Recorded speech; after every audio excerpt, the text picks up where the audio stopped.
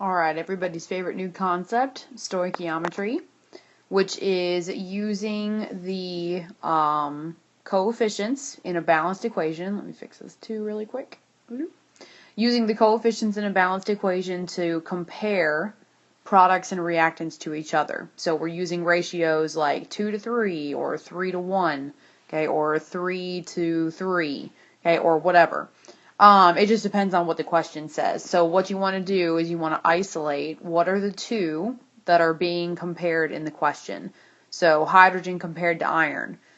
Just like with every mole problem we've ever done, we always start with the number that's in the question. So we have 3 moles of iron. And we're going to use the ratio of iron compared to hydrogen, so 2 to 3, in order to convert between them. The goal here is to get rid of iron. So that means we need to put the 2 irons at the bottom and put the 3 hydrogens on the top. So the answer to the question, how many moles of hydrogen are produced if we use 3 moles of iron, is 4.5 moles of hydrogen. Okay, so there are no units in the mole ratio. There's just identities. And what we did was we eliminated the identity of iron. So we kept the unit mole and we attached it to hydrogen instead. So similar question, same formula. We have iron again, but this time we're comparing it to iron sulfate. So that's going to be 2 irons compared to Fe2SO4 Okay, we have 1.43 moles of Fe. Okay, again, we want to get rid of Fe, so put 2 irons down here for every 1 Fe2SO4 and we get 0.72 moles of iron sulfate. Okay, same thing but different formula. Okay, we're looking for how many moles of ammonia are produced by 1.5 moles of nitrogen gas. So that means we're comparing this one to this one. Okay, you might be asking myself, how do I know that NH3 is ammonia? Well, I know for sure that that's nitrogen, and I know that that's called hydrogen, so the one that I don't know has to be the word that I don't recognize. So if we get to solving it, we have 1.5 moles of N2. Okay, our ratio is 1 to 2. So there are 2 ammonias produced for every 1 nitrogen gas molecule that's used. Okay, and 1.5 times 2 is 3 moles of ammonia. N canceled out, but mole did not. Okay, so this first example is the same as what we've been doing. Sodium fluoride compared to fluorine is this substance compared to this one. So we have a ratio of 1 to 2. So we have 1.5 moles of fluorine gas. Okay, we want to put the 1 F2 down here so that F2 cancels out, and 2 sodium fluorides up here. So we have 3 moles of NaF. Okay, the issue is that moles is not a usable unit. Okay, there's no laboratory that's going to have a balance that has moles on it. What it will have is grams. So if you're asked a follow-up question, what is the mass of that sodium fluoride, then you need to do a regular mole problem. Okay, we have 3 moles of NaF, and if we want to convert it to grams, we need to add up what it weighs on the periodic table. So we have NaF, and on the periodic table, that's 23 plus 19. So we have a mass of 42. So we have 42 grams per mole. So what's happening here, in step number 1, okay, we were just eliminating fluorine. Okay, we had moles F2, and the F canceled out because we divided by F. So we ended up with moles of NaF, which is right here. Okay, now down here, the NaF is going to stay, but this time mole cancels out, and we end up with NaF in grams. So our final answer is 126 grams of sodium fluoride. Okay, so this is the way that that question will be asked. Instead of it being 2 steps, it's going to ask you for mass ahead of time. So if you look back at this question, it said how many moles. Okay, that was how all those questions looked before, and the mass down here was just an extra part. Okay, this is that question put together.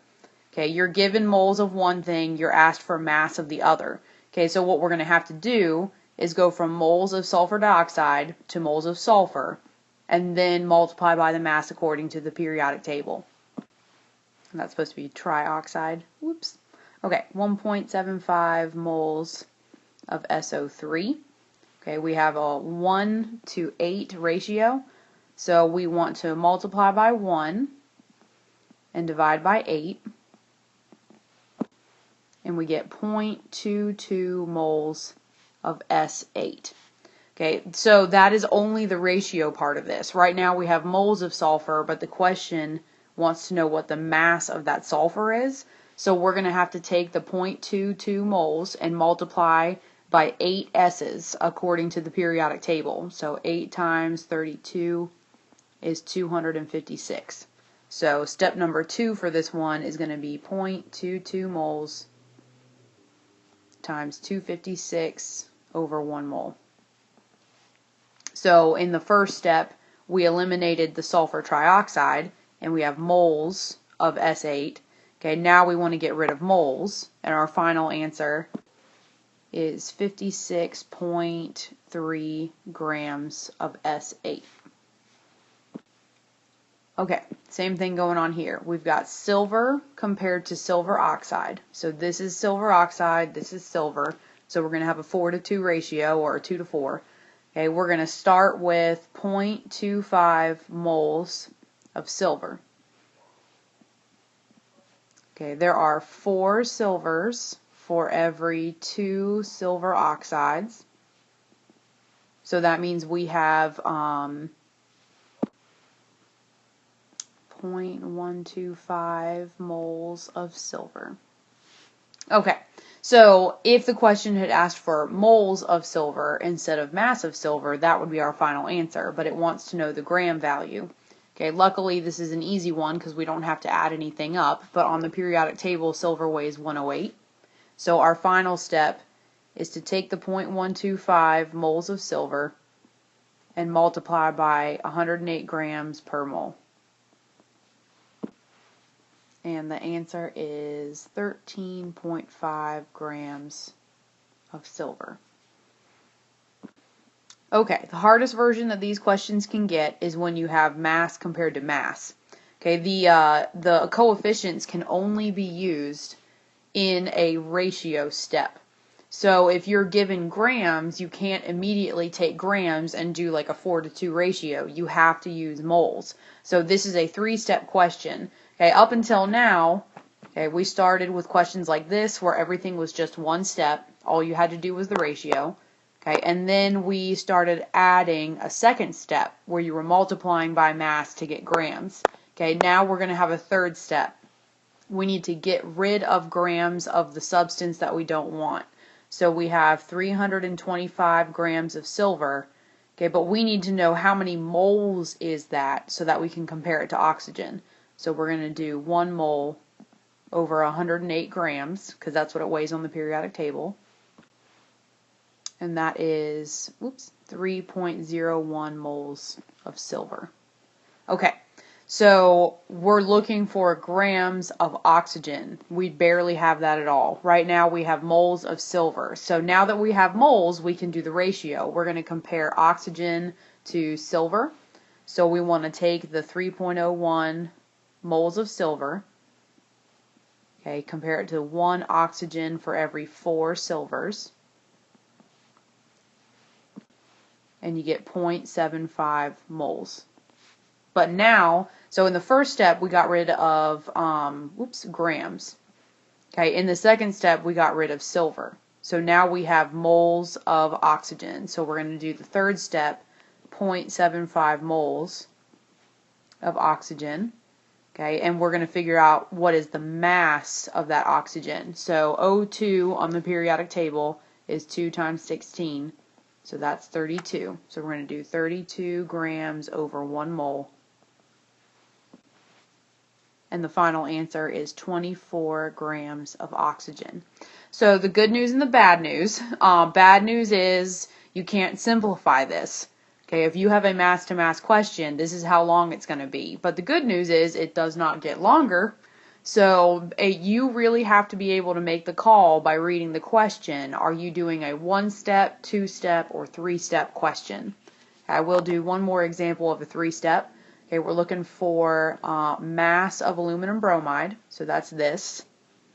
Okay, but we're given mass of potassium bromide, which is this. So we're going to start with step number 1. Okay, we need to divide. Okay, we don't want grams, we need to have moles. So we're going to do 125 grams of KBr. On the periodic table, KBr is 39 plus 80, so that's 1 mole over 119 grams. So we have 1.05 moles of potassium bromide. Okay, that was step number 1. The goal of that was to get rid of grams of the original substance. So now we have moles, and now we can do step number 2, which is to do the ratio. So we're going to do 1.05 moles of KBr. Okay, and there are 6 KBRs for every 2 aluminum bromides. So we'll do 2 aluminum bromide over 6 KBr. And that gives us 0.35 moles of AlBr3. Okay, so what we've done so far is we have gotten rid of grams of potassium bromide, and now we have gotten rid of potassium bromide. So we are stuck with moles of aluminum bromide. Now we're really close to our final answer. The only thing we need is mass. So we need to add this up. 27 plus 3 times 80 is 267. Okay, so we're going to take the third step is to multiply. So we're going to do 0.35 moles of AlBr3 times 267 over 1 mole. And our final answer times 267 is 93.5 grams. So the hardest part of these questions is figuring out which type of question are you looking at. Okay, if you go back to these, okay, here we had mole to mole. That's 1 step. Okay, if we go to the middle ground, okay, that was like this question. Okay, we had mole and mass, so that's a 2-step question. You're going to do the ratio, and then you have to do an extra step to get grams. Okay, the hardest version is if you have 2 masses. So you have to divide, do the ratio, and multiply. So the toughest part is you figuring out what you have to do.